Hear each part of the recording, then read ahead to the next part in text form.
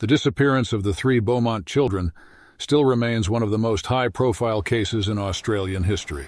January 26, 1966, Australia Day, a day of sun, surf, and celebration. In the quiet suburb of Somerton Park, Adelaide, the Beaumont family was no different. Jim and Nancy Beaumont, along with their three children, Jane, 9, Arna, 7, and Grant, 4, had every reason to look forward to the holiday. But by the end of that day, the name Beaumont would become synonymous with one of Australia's greatest unsolved mysteries. The Beaumont children boarded a bus that morning at 8:45 a.m., heading to Glenelg Beach, a short ride away.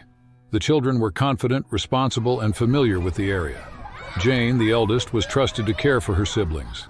They promised to return home by the 12 p.m. bus. But when the bus arrived, the Beaumont children were nowhere to be found. Nancy waited anxiously for the next bus. When it arrived at 2 p.m. with no sign of her children, panic set in. Jim rushed home from work, and the couple searched the beach, nearby streets, and friends' houses. By 5:30 p.m., they reported the disappearance to the police, marking the start of Australia's most notorious cold case. The search was extensive. Within 24 hours, the entire nation knew of the Beaumont children's disappearance. Police combed Glenelg Beach, nearby neighborhoods, and even drained local waterways. Witnesses reported seeing the children with a tall, tanned man in his mid-30s, with a slim face and athletic build, wearing swimming trunks who seemed friendly and familiar with the children. This tall man had even approached another man to ask if he had seen anyone near the children's belongings, as their money was missing.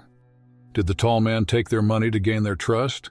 Maybe he had nothing to do with their disappearance at all. More importantly, who was he? From eyewitness accounts of that day, the children were seen with the tall man at Collie Reserve, as they waited outside the change rooms for the man to get changed. Then at Wenzel's Bakery, where Jane, the eldest, was seen buying food with a £1 note. She bought 5 pasties, 6 cream buns, and a pie for the man. Why so much food for 3 children and 1 man? Was there another person waiting for them? The last sighting was at the Patawalonga Boat Haven around 7 p.m., which is in the opposite direction of the children's house. After that, they were never seen or heard from again. Over the years, several suspects have emerged, each more chilling than the last. Arthur Stanley Brown, a carpenter from Queensland, was charged in 1998 with the 1970 abduction and murder of 2 young girls. Witnesses from the Beaumont case noted that the man seen with the children resembled Brown, who would have been in his 50s at the time. However, no one could ever place Brown in Adelaide at the time of the disappearance of the Beaumonts, and it has always been assumed that the person who abducted the children would have access to transport which Brown may not have. Brown passed away in 2002, taking his secrets with him. James Ryan O'Neill, a convicted child killer, once boasted about being responsible for the Beaumont children's disappearance. It should be noted that he was not the only person to confess to the crime. The narcissistic behavior of a child killer means they will often confess to high-profile crimes in order to gain fame and respect amongst their peers in prison. At the time of the disappearance of the Beaumont children, O'Neill was only 19, may not have been in Adelaide, and does not look like the identikit picture. He has since been ruled out. Derek Ernest Percy was a chilling suspect. A diagnosed psychopath, Percy confessed to being near Glenelg Beach on the day the Beaumont children vanished. He often wrote detailed fantasies about abducting children, though he claimed to be suffering from some kind of psychological issue and had no memory of committing any crimes. Percy's age, 17 at the time, didn't match witness descriptions of a man in his 30s. He also had no access to transport. He did, however, look like the identikit. Percy was ruled out as the perpetrator of this crime but was convicted of another in 1969 and remained in jail until his death in 2013. Bevan Spencer Von Einem, a South Australian man, was convicted in 1984 for the abduction and murder of a 15-year-old boy. A known predator, Von Einem allegedly bragged about abducting 3 children from a beach years earlier. He claimed to have taken them home and performed brilliant surgery, which tragically led to their deaths. There was a photo taken during the search for the Beaumont children that some believe is of a young Von Einem. However, he was only 19 at the time of their disappearance and does not look much like the identikit picture. This is where things take a turn. Almost 50 years after the disappearance of the Beaumont children, 3 new suspects have emerged.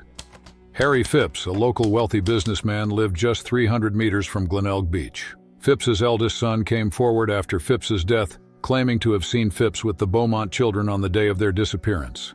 He was also known to hand out £1 notes. There has since been a book published about his involvement called The Satin Man. In 2013, 2018, and again in February 2025, parts of the old factory that Phipps owned was dug up looking for their remains. Nothing was found. Phipps was in his early 40s at the time of their disappearance, however. He does not look like the identikit picture.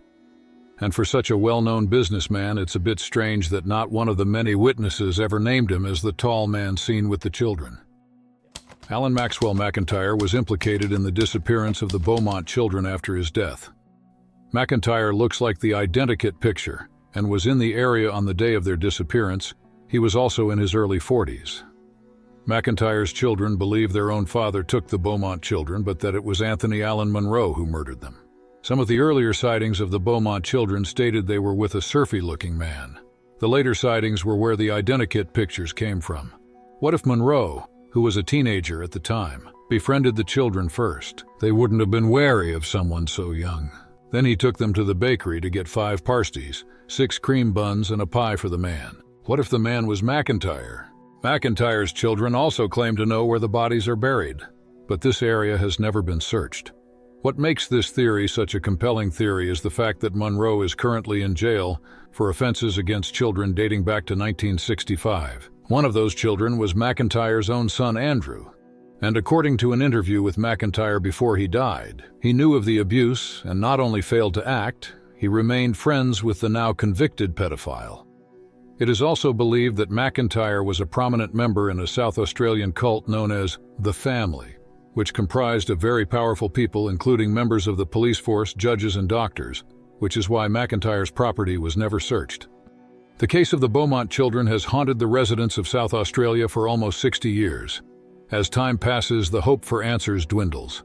Yet the question persists. Who took Jane, Arna, and Grant Beaumont on that fateful summer day? And why? Despite decades of investigation, the Beaumont children's disappearance remains unsolved. A $1 million reward still stands for information leading to a breakthrough.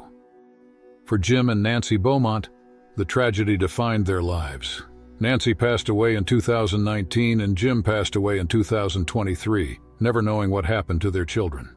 The South Australian Police Force have stated this case will not be closed until it is solved. If you want to add your signature to the petition to search the area that McIntyre's children believe the Beaumont children are buried, the link is in the description. If you have any information about this case, please call 1-800-333-000. It's time to put this case to rest and reunite the Beaumont family. If not in life, then in death.